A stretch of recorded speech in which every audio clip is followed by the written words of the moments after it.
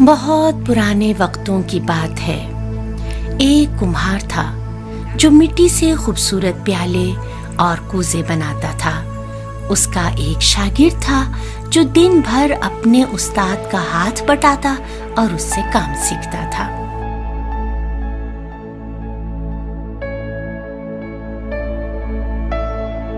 दस साल गुजर गए। वो शागिर्द इसी तरह काम सीखता रहा। एक दिन उसने अपने आप से कहा, कब तक शागिर्दी करूं और कितना उस्ताद की डांटे खाता रहूं?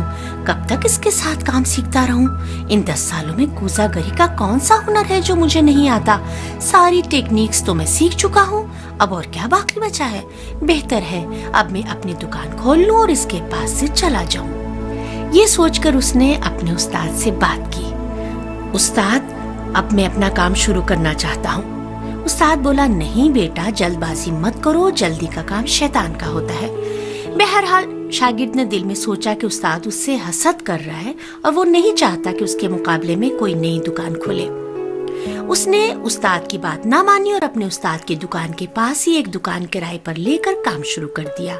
शागिर्द ने बहुत खूबसूरत और नित नए डिजाइन के कूजे बनाना शुरू कर दिए और वो अपने उस्ताद से सबकत ले जाएगा, कुछ ऐसी ही बातें वो हर वक्त सोचता रहता।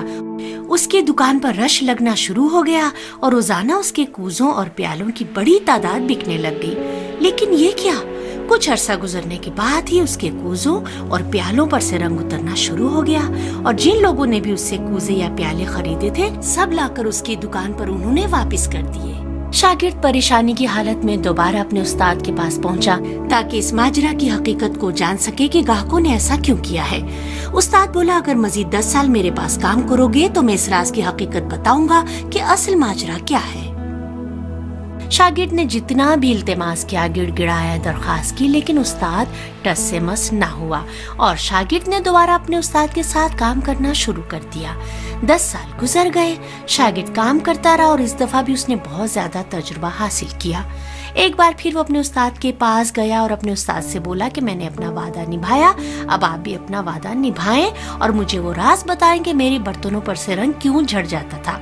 उस्ताद बोला, जब तुम कूजे और दूसरे बर्तन बनाते थे और उन्हें खुश करने के लिए रखते थे तो उन पर गर्दो खाक जमा हो जाती थी और तुम उसी गर्दो खाक पर रंग फेर दिया करते थे, जिसकी वजह से वो रंग झड़ जाता था।